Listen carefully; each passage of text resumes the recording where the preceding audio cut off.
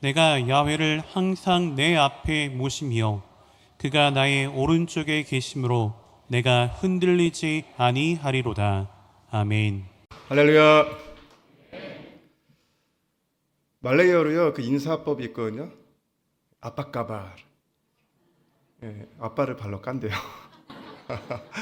예, 그게 말레이어로 안녕하세요라는 뜻인데요. 우리 한번 옆에 분들하고 인사하실까요? 아빠까발, 아빠까발. 예, 조금 전에 담임 목사님께서 소개해 주신 대로요, 말레이시아에서 원주민 사역하고 있는 김명준 선교사라고 합니다. 제가 2년 전에 새벽 예배 때 온 것 같은데요. 그때랑 지금이랑 좀 교회 모습이 좀 달라진 것 같은데 리모델링을 싹 하신 것 같은데요, 그렇죠? 네. 제가 우리 주정비 목사님 뵐 때마다 한 가지 느끼는 게 있는데 목사님 이렇게 안정감, 네, 이렇게 편안함, 네, 그런 것들을 이렇게 느끼게 되는데요. 또 오늘 이렇게 교회에 와서 딱 저 자리에 딱 왔는데 또 그 이렇게 안정감이 딱 생기고, 그리고 또 찬양대 제가 선교대회 지금 여러 그 교회를 방문했잖아요. 네, 찬양대 다 아름다우신데 한 가지 남성 파트 부분들이 좀 많이 교회들마다 좀 부족하시더라고요. 그런데 오늘 이 찬양대가 남성 파트 부분이 되게 안정감 있게 이렇게 하시는 걸 보면서 오늘 말씀 가운데 그런 안정감, 그런 내용들이 좀 나오거든요. 오늘 하나님께서 큰 은혜 부어주시리라 믿습니다. 우리 잠깐 기도하시겠습니다. 하나님 감사드립니다. 주님, 오늘도 변함없이 같은 시간, 이 시간 주님 변으로 부르시고 특별히 선교사 초청 성령 대망회로 불러주심을 감사드립니다. 하나님, 오늘 우리 생각의 문과 마음의 문을 활짝 열어주셔서 성령 하나님이 주시는 그 기쁨과 소망으로 가득가득 채워지는 귀한 이 시간 되게 하여 주시옵소서. 감사드리오며 거룩하신 예수님의 이름으로 기도드립니다. 아멘. 오늘 모든 중심 하나님께로라는 제목으로요, 시편 16편 8절 말씀을 가지고 은혜를 나눠보고자 합니다. 제가 그 동안의 사역을 이렇게 쭉 돌아보게 되면 딱 한 가지, 하나님께서 보여주신 놀라우신 은혜와 사랑이 있었다라는 것을 늘 느끼게 됩니다. 여러분, 저도 그렇지만 여기 계신 모든 분들이요, 어렵고 슬펐던 일들 다 있으시죠. 그리고 또 즐겁고 기뻤던 일들도 다 계시리라 생각이 드는데요, 그 모습은 다 다르지만 우리 각자가 느끼는 그 느낌과 감정은 다 비슷하시리라 생각이 듭니다. 제가 말레이시아에서 사역하면서 가장 힘들었던 일, 아니면 또 어려웠던 일을 꼽으라면 많이 있습니다. 한 번은 새벽에 교회 나와서 기도하는데 목 뒷덜미가 따끔하길래 이게 뭐지 해가지고 잡았더니 뭐가 잡히더라고요. 강도 둘이 교회에 들어와서 칼을 제 목에 이렇게 들이댔던 적도 있습니다. 그리고 또 저희 자녀들이 어렸을 때 집에 권총을 든 강도가 들어왔던 적도 있었습니다. 아까 그 차 마시면서 말레이시아 치안 어떻습니까? 그런데 말레이시아 치안은 좋습니다. 그런데 한때 제가 그런 일들을 경험했습니다. 나중에 말레이시아 오시게 되면 너무 걱정하지 마시기 바랍니다. 그런 적도 있었고요. 또 사역지를 다녀오다가 아까 화면에서 보셨다시피 원주민 마을 사역을 이렇게 쭉 하다 보면 굉장히 깊은 곳까지 있어요. 그러면 막 계곡을 따라서 가야 되고 하는데, 한국에 비가 오는 것, 말레이시아에 비가 오는 것과 비교할 수가 없습니다. 말레이시아 한번 비가 쏟아지면 자동차 이 와이퍼를 아무리 세게 해도 보이지 않을 정도로, 앞이 보이지 않을 정도로 비가 쏟아지거든요. 마을 사역지를 갔다가 나올 때 비가 쏟아져서 홍수가 나서 막 차가 계곡으로 쓸려 내려갈 뻔했던 적도 있습니다. 그때 방언 기도가 절로 나오고, 그리고 또 그런 상황 가운데 어려움만 있었던 것이 아니라 여러 가지 어려움이 있었습니다. 제가 자녀가 둘이 있는데요, 아들, 딸이 있습니다. 저 아들이 한 5살쯤 되었을 때인데요, 오늘 햄버거집 앞을 지나가는데 아빠 햄버거 먹고 싶어요 그러는 거예요. 근데 그때 제 주머니에 햄버거 사줄 그 비용이 없었던 적도 있습니다. 지금도 생각이 납니다. 그 어린 아이가 시무룩하게 고개를 숙였던 그 모습이 아직도 생각이 납니다. 그렇게 또 서글펐던 적도 수없이 있었습니다.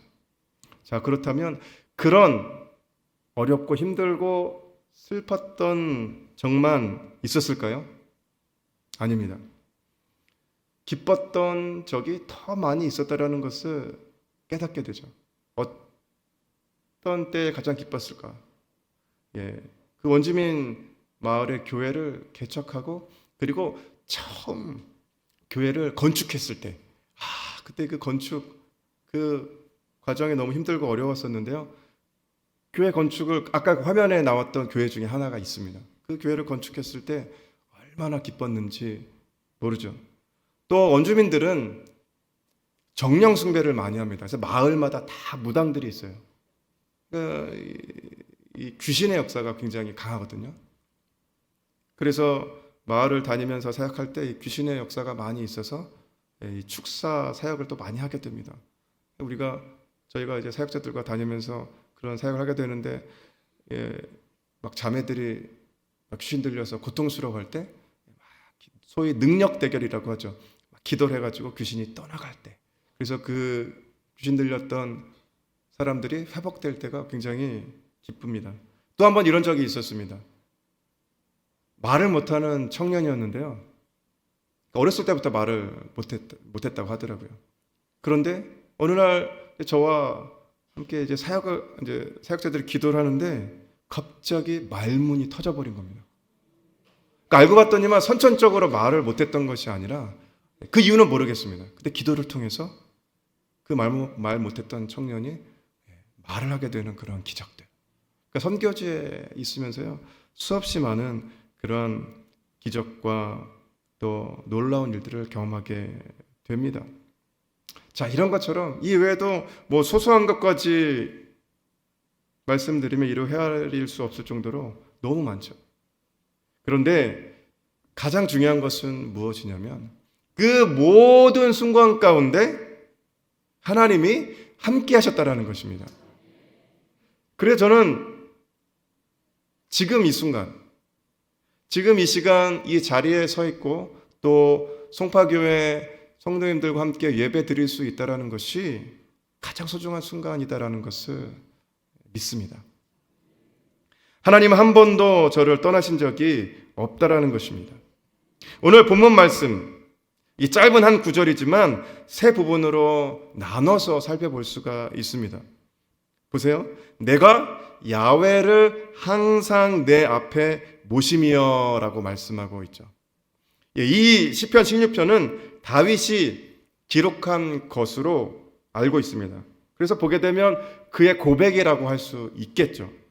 그는 단순히 하나님이 계시다는 것을 믿는 것에서 멈춰 있는 것이 아니라 더 나아가서 하나님이 내 삶 속에 계신다, 내 삶으로 모셔드린다라고 하는 강한 의지의 고백이라고 할 수 있는 것입니다.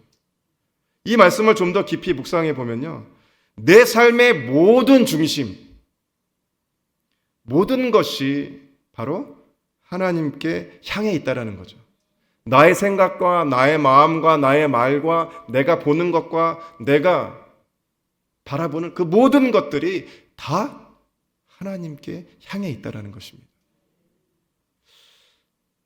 내 삶의 모든 것이 하나님께 향해 있을 때요, 내 삶이 가장 좋은 것이고 내 삶이 가장 행복한 것이고요, 내 삶이 가장 기쁘다라는 것입니다. 오래전에 이런 일이 있었습니다.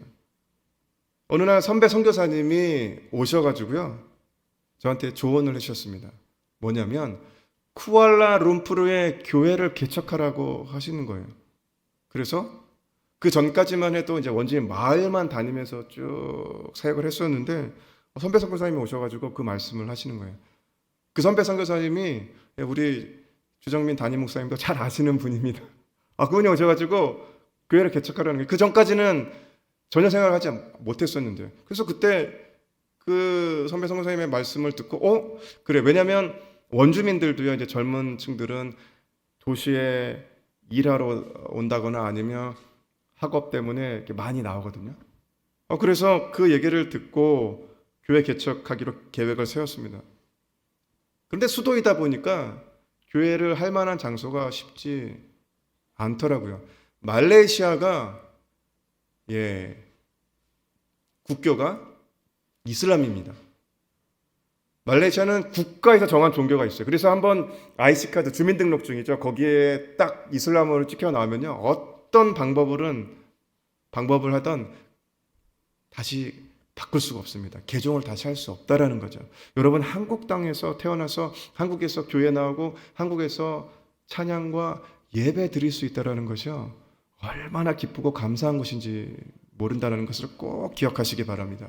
그러니까 말레이시아는요, 종교의 자유가 있다라고 하지만 실질적으로 종교의 자유가 없는 나라입니다. 선교 제한 국가이죠. 그래서 저처럼 외국인이요, 자유롭게 활동을 할 수가 없습니다.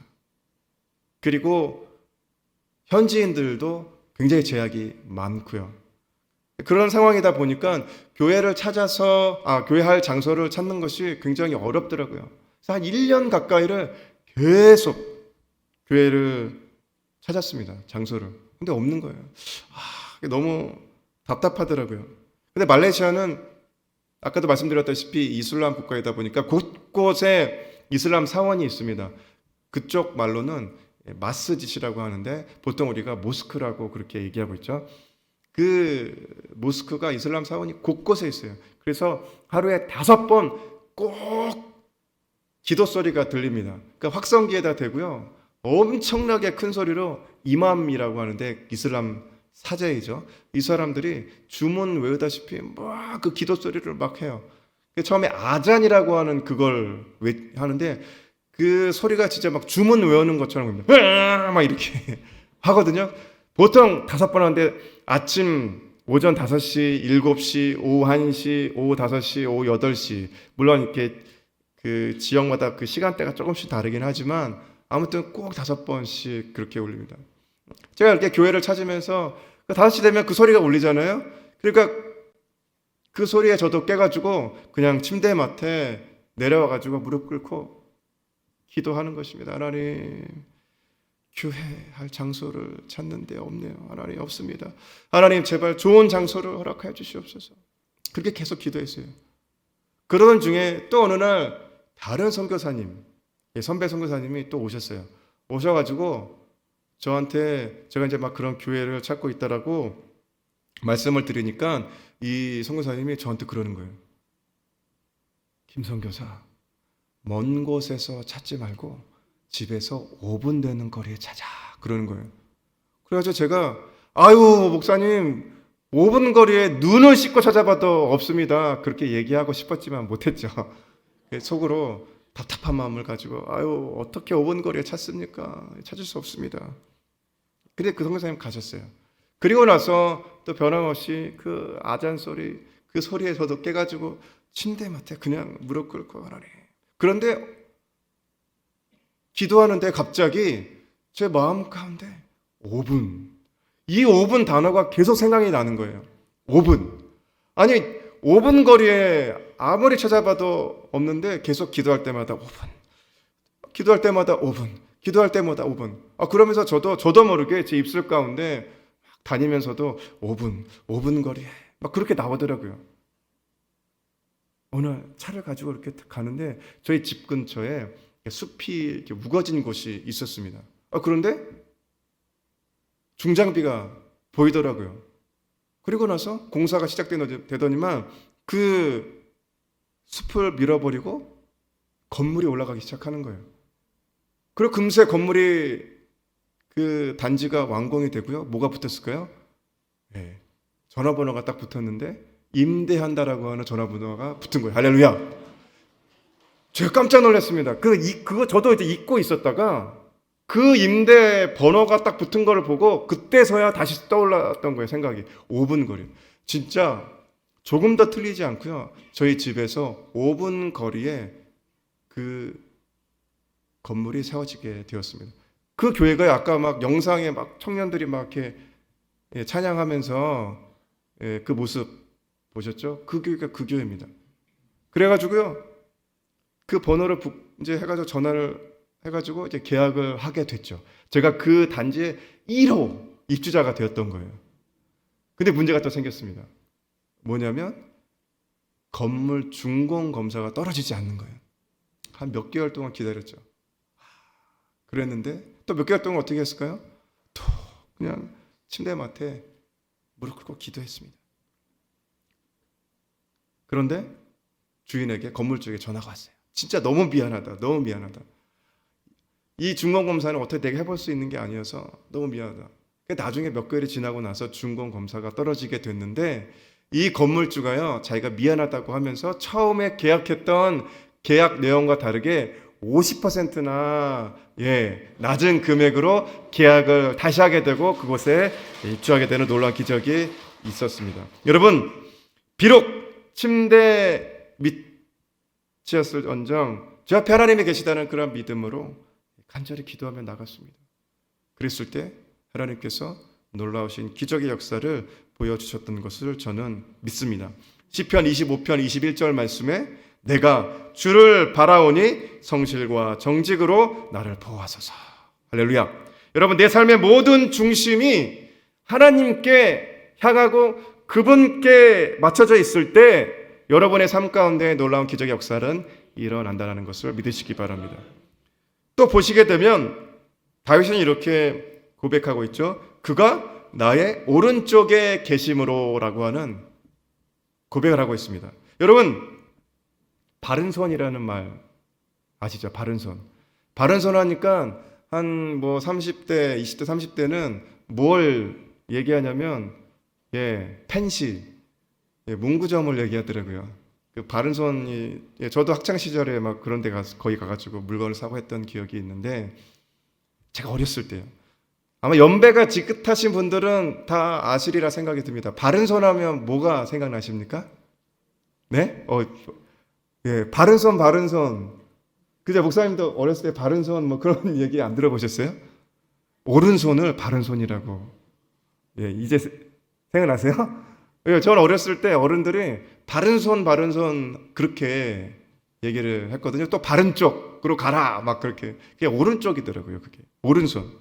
그래서 보통 오른쪽은 어떤 의미가 있냐면 선하고 바르다라는 의미로 쓰여왔다라는 거죠. 근데 우리 한국에서만 그런 말이 쓰였을까요? 아닙니다. 영어의 오른쪽이 뭐죠? right잖아요. right. 이 right는 옳다 그런 뜻이 있습니다. 그래서 보게 되면 동서약을 막론하고 이렇게 오른쪽 하면 그런 의미가 있다라는 거죠.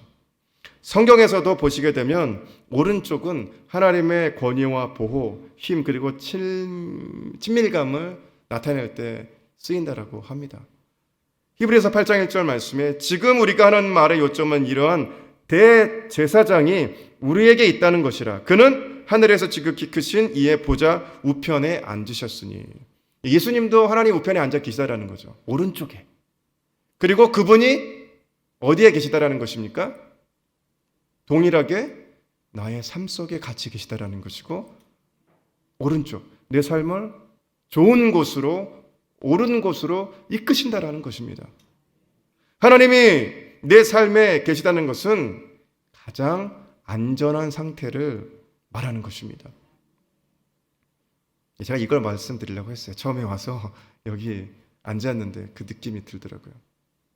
여러분, 항상 하나님은 내 삶의 오른쪽에 계시기에 어떤 상황에서도 우리는 안정과 평안을 누릴 수 있다는 것이죠. 내가 어렸을 때는, 우리가 어렸을 때는 무엇입니까? 우리의 부모님이 나의 오른쪽이 되시는 거죠. 그리고 우리가 성장해서는 가정을 갖게 되면 나의 아내 혹은 나의 남편 그리고 더 나아가서 나의 자녀가 오른쪽이 될 수 있습니다. 왜냐하면 나와 가장 가까이서 어떤 상황에서도 가장 저에게 도움을 줄 수 있는 사람이 누구일까요? 예, 아내이잖아요. 제가 제 아내와 이제 29년 됐습니다. 예, 같이 산 지 29년 됐는데요. 그런데 문제가 있습니다. 예, 무슨 문제가 있을까요? 저와 평생을 같이 하는 사람이지만 때로는 없을 때가 있더라고요. 예, 당장 도움이 필요할 때 그 사람이 없을 때가 있어요. 또 제가 자녀가 둘이 있는데요. 자녀들이 이제 다 장성했습니다. 그래서 저희 품을 떠났어요. 품을 떠나서 자녀들이 지금 한국에 있는데요.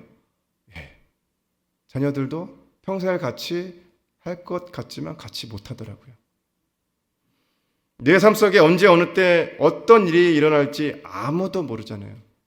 제 삶 속에 어떤 상황이 발생할지 아무도 모르잖아요. 같이 평생 함께하는 아내와 남편조차도 때로는 없을 때가 있습니다. 늘 불완전함 속에 있을 수 있다는 거죠. 그러나 오늘 다윗의 고백처럼 하나님이 우리의 오른쪽에 계시다는 그 고백, 바로 그 믿음이 있을 때 우리의 인생이 가장 안전하고 평안하다라는 것입니다. 말레이시아는 국교가 이슬람이라고 말씀드렸죠. 그래서 실질적으로 자유가 없습니다. 법적으로 외국인이 종교 활동을 할 수 없게 되어 있는데요. 하나님께서 길을 열어 주시죠. 그래서 또 틈새가 다 있습니다. 원주민들 가운데 무슬림이 아닌 사람들이 있어서 또 그들에게는 이 복음을 전할 수 있게 되었습니다. 어느 날 마을을 들어가서 이제 예배를 드리게 되었는데요. 그날따라 날씨가 너무 더운 거예요. 요즘 한국도 많이 덥더라고요. 낮에도 덥고 밤에도 덥고. 근데 말레이시아는요, 밤에는 그렇게 덥지는 않습니다. 한국이 더 더운 것 같아요, 밤에는. 말레이시아도 진짜 덥거든요. 그 정글을 막 깊숙한 정글에 가려면 얼마나 더운지 모릅니다. 막 땀이 그냥 주룩주룩 그냥 저절로 흐르죠. 근데 그날 너무 더워가지고 이제 마을에 들어가자마자 예배 드릴 시간이 좀 남아 있어서 계곡으로 갔습니다. 원주민 마을들은 보통 계곡을 끼고 있거든요.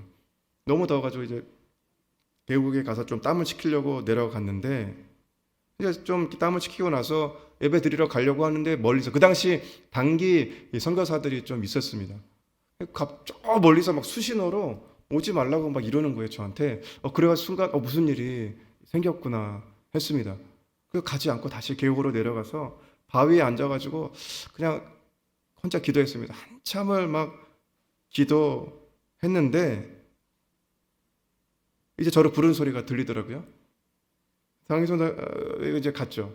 그때 제가 도대체 무슨 일이 있었느냐 했더니만 알고 봤더니만 제가 계곡으로 내려간 사이에 누가 들이닥쳤냐면 정부 관계자들이 들이닥쳤던 거예요. 그러니까 아마도 제가 들어온다는 그러한 얘기를 정보를 입수했는지 들어왔던 거예요. 현장에서 적발이 되면요. 예를 들어 제가 현장에서 이렇게 뭐 설교를 한다거나 아니면 예배를 인도한다거나 사역을 하다가 적발이 되면 바로 연행이 됩니다. 그러니까 그 정보 관계자들이 들어와가지고 이제 그 단기 성도들이 2명이었거든요. 있으니까 당신들 어디서 왔냐 이제 막 이제 취조를 했겠죠. 그런데 이 단기 선교사들이 기지를 발휘해가지고 한국말만 막 횡설수설 한 거예요. 예. 막 이렇게 하니까 이 정보 관계자들이 나중에는 거기다가 이제 촌장님이 나서가지고 변호를 해주시고 촌장 감사하게도 촌장님이 예수님을 영접을 그때 하셨었거든요. 그래가지고 이 단기 선교사들이 이제 막 횡설수설 하는 것처럼 하니까 이 정보 관계자들이 이렇게 경고를 주고 당신들 여기 들어오면 안 된다. 다시 한번 들어왔다가 적발이 되면 이제 연행하겠다고 그렇게 위협을 주고 갔다라는 거예요. 제가 그 얘기를 듣고 나서 만약에 조금만 늦게 계곡으로 내려갔다거나 아니면 조금만 일찍 제가 그 자리에 왔다거나 하면 어떻게 됐을까요? 제가 아마 현장에서 그 사람들과 맞닥뜨렸다면 아주 큰 곤란과 큰 어려움에 빠졌을 것입니다. 그런데 하나님께서 진짜 절묘하게 그 상황을 모면시켜 주시고 피하게 하시고, 그리고 그 모든 상황을 하나님께서 정리해 주셨던 것을 제가 깨닫게 되었습니다. 뭐 그런 상황뿐만 아니라 수많은 그런 일들이 있었습니다. 여러분, 이렇듯 저의 우편에서 저를 지키시는 분 누구십니까? 오직 하나님 한 분이시다라는 것입니다. 그런데 저만 그럴까요? 아닙니다. 여기 계신 모든 분들이요, 어떤 상황이든지 또 어떤 환경이든지 하나님은 변함없이 여러분의 삶을 지키시고 보호하시고 옳은 길로, 좋은 길로 이끄신다라는 것을 꼭 믿으시기 바랍니다. 이제 마지막으로 보시게 되면 이런 말씀이 있습니다. 내가 흔들리지 아니하리로다라고 고백하고 있습니다. 앞에서 말씀드린 두 가지, 항상 하나님을 앞에 모시는 것, 그리고 오른쪽에 계시다는 믿음이 있을 때 바로 우리는 어떠한 상황에서도 흔들리지 않게 된다는 것이죠. 여러분, 이런 광고 문구 기억하십니까? 흔들리지 않는 편안함 침대. 제가 이거 방송으로 다 나가는 거기 때문에 그 브랜드는 말씀을 못 드리겠고요. 여러분 다 생각나시죠? 흔들리지 않는 편안함 침대. 여러분, 그 침대를 만드는 회사에서요, 완성품을 테스트할 때 이런 테스트를 한다고 합니다. 롤링 테스트와 또 낙하 충격 테스트, 그리고 그 매트리스 진동 테스트를 한다라고 하는데요. 140kg의 원통형 롤러를 가지고 몇만 번을, 10만 번을 굴린다라고 해요. 또 볼링공을 1m 높이에서 수없이 떨어뜨리면서 그 스프링이 어떻게 잘 견고하게 이렇게 유지하냐, 그거를 테스트하고, 또 마네킹을 둬가지고 센서를 다 붙이고 나서 그 정밀하게 그 진동 아주 세밀한 부분까지 다 체크한다라고 해요. 그만큼 무엇을 중요시하는 거냐면 바로 내구성을 중요시 여긴다라는 거죠. 때로는 나의 인생에 고난이 찾아올 때도 있습니다. 그것은 하나님께서 내 신앙의 내구성을 강하게 하시기 위한 테스트임을 믿으시기 바랍니다. 왜 이런 일이 벌어졌을까? 하나님, 왜 이 사건이 터졌습니까? 하나님, 왜 이 문제는 언제 해결될까요? 그런 고통과 어려움 가운데 있을 때가 계시죠. 자, 그런데요, 여러분, 광고 문구처럼 흔들리지 않는 신앙의 내구성을 하나님께서 주시기 위해서 그러한 고통과 어려움이, 때로는 문제가 있다라는 것을 여러분 생각하시기 바랍니다. 고린도전서 15장 58절 말씀에, 그러므로 내 사랑하는 형제들아, 견실하며 흔들리지 말고 항상 주의 일에 더욱 힘쓰는 자들이 되라. 이는 너희 수고가 주 안에서 헛되지 않은 줄 알미라. 여러분, 어떤 상황에서도 일희일비하지 않고 평정심을 유지할 수 있도록 우리는 늘 훈련되어져야 합니다. 내 신앙의 내구성이 훈련되어져 있지 않고 그 신앙의 내구성이 준비되어져 있지 않으면 어떻습니까? 저도 마찬가지입니다. 저도 언제 제 믿음이 눈 녹듯 녹아버릴지 모르고요. 그 세찬 물결에 흙이 쓸려 내려가듯 쓸려 내려갈지 모른다라는 것입니다. 이런 적이 또 한 번 있었습니다. 원주민 마을은 원래는 외국인이 자유롭게 들어갈 수가 없게 돼 있어요. 정부의 허락을 받고 들어가야 되거든요. 근데 제가 정부에 이런 목적으로 들어가기 원한다, 그 목적을 써가지고 하면 거기서 허락을 할까요? 할 수 없죠.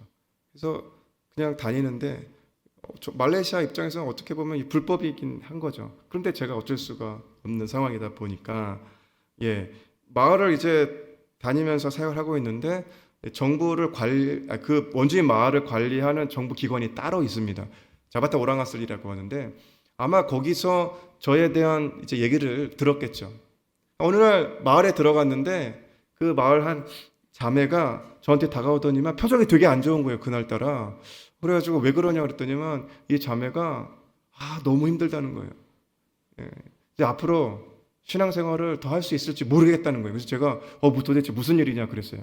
알고 봤더니만 그 말리를 관리하는 정보 관리들이 이렇게 있는데 그 한 관리가 와가지고 말레이 무슬림이죠. 그러니까 이 사람이 엄청 협박과 위협을 했던 거예요.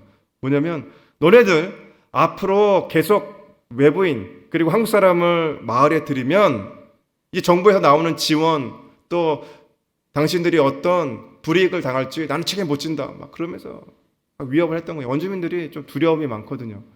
그러니까 이 말레이 정부 관리가 그렇게 위협을 하니까 그 당시 때 초창기여가지고 몇몇 안 된 성도들이었는데 겁을 잔뜩 먹고 이제 교회에 나오면 안 되겠구나, 예배를 드리면 안 되겠구나, 막 그렇게 분위기가 바뀌었던 것 같아요. 그래서 제가 그 자매한테 그 소리 들으니까 저도 더 겁이 덜컥 나는 거예요.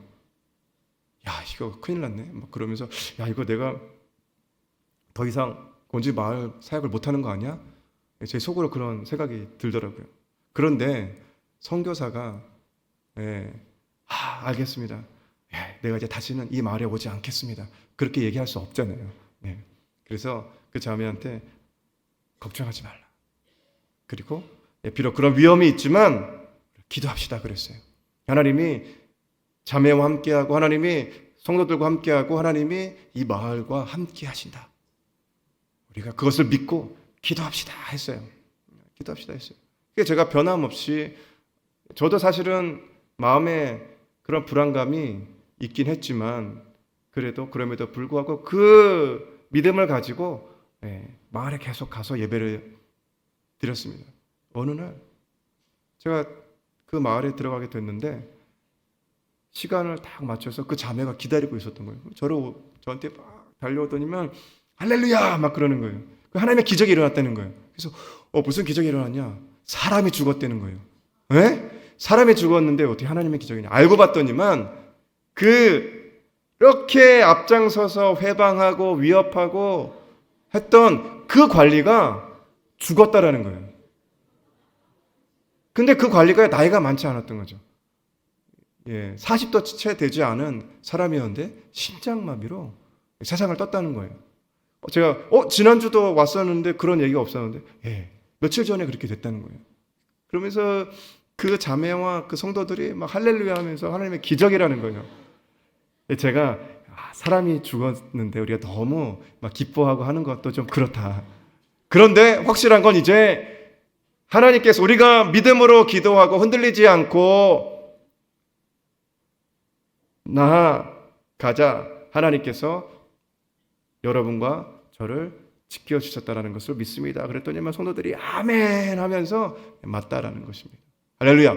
여러분 진짜 그 이후로요 그 위협이 사라지고 그 마을에 교회가 세워지고 건축되어지는 놀라운 기적 역사가 일어났습니다. 할렐루야. 만약에 그때 저도 불안하고 그런 어려운 마음 가운데 내가 더 이상 이 마을 사역하면 안 되겠다 해서 뒤로 물러났다라면 그런 기적은 경험하지 못했을 것입니다. 여러분 내 삶 가운데 내 삶의 모든 중심을 하나님께 맞추고 그리고 하나님이 나의 오른쪽에서 늘 나를 지켜주신다라고 하는 그런 믿음을 날마다 지키며 나아갔을 때 내 삶 가운데 어떤 상황과 환경이 다가온다 할지라도 우리는 흔들리지 않을 줄 믿습니다.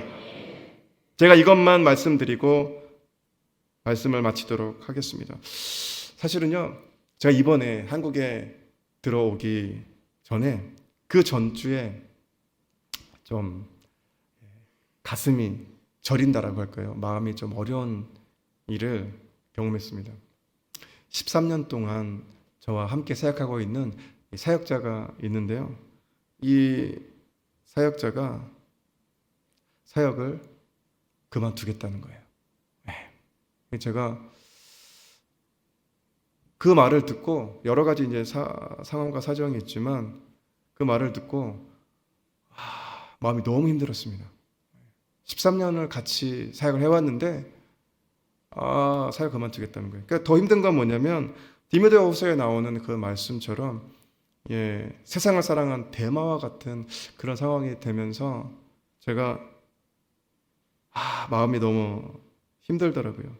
그러면서 그 친구를 이렇게 생각하면서 결론은 내가 잘못 가르쳤구나라는 그런 자책감과 그날은 진짜 한 며칠 밤잠을 못 자겠더라고요. 마음이 너무 힘들어가지고. 말레이시아는 사역자 한 명을 세우는 게 너무 힘들거든요. 이슬람 국가이니까 또 현지인들도 그 사역자를 하기를 원하지 않아요. 너무 힘드니까. 그래서 제가 그 친구와 13년을 동고동락하면서 사역을 해왔는데 그 사역을 그만 내려놓겠다고 하니까 마음이 너무 힘들었습니다. 지금도 사실은 그 얘기를 듣고 제가 한국에 들어오기 전주에 갑자기 그 얘기를 들었기 때문에 제가 이제 다시 다음 주 월요일 이제 말레이시아로 돌아가게 되는데 계속 기도하고 있습니다. 지금도 사실은 마음 한켠이 좀 무겁기는 합니다. 그러나 오늘 말씀과 같이 가슴이 저리도록 힘들고 어려울 때도 있지만 예수님의 십자가의 능력으로 함께 하신다라는 믿음, 힘들고 답답할수록 더 하나님 앞에 모든 것을 집중하고 하나님께 나아갈 때 하나님께서 모든 것들을 해결해 주심을 믿습니다. 하나님의 십자가의 능력이 함께 하시는 그 믿음으로 계속 기도하고 있습니다. 모든 것을 이기신 예수 그리스도의 그 능력이 함께 하시기에 흔들리지 않으리라 믿습니다. 저도 그렇고 여기 계신 모든 분들도 하나님께서 반드시 하나님의 선하신 계획을 보여주시고 그리고 이루어 주실 것을 믿습니다. 저도 말레이시아 돌아가서 하나님께서 어떤 일들을 계획하시고 보여주실지 모르지만 분명한 것은 하나님께서 좋은 길로 하나님께서 바른 길로 반드시 이루어 주시리라 믿습니다. 여러분 모든 중심 하나님께로 향하고 그분이 항상 우리를 지키시며 사망의 권세를 이겨내신 예수님의 십자가의 능력을 우리가 믿고 나아갈 때 그 모든 것을 넉넉히 이길 수 있는 승리의 삶이 되리라 믿습니다.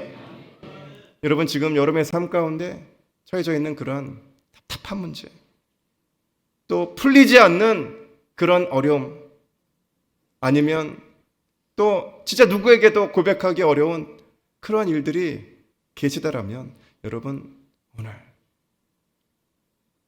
어려워하지 마시고 주님 앞에 맡기시기를 바랍니다. 주님께 내 생각과 내 마음과 내 모든 것을 맞추시기를 바랍니다. 그러면 분명 하나님께서 좋은 길로 이끌어 주시리라 믿습니다. 할렐루야. 우리 옆에 분들하고 한번 인사하실까요? 모든 중심 하나님께로 향하십시오.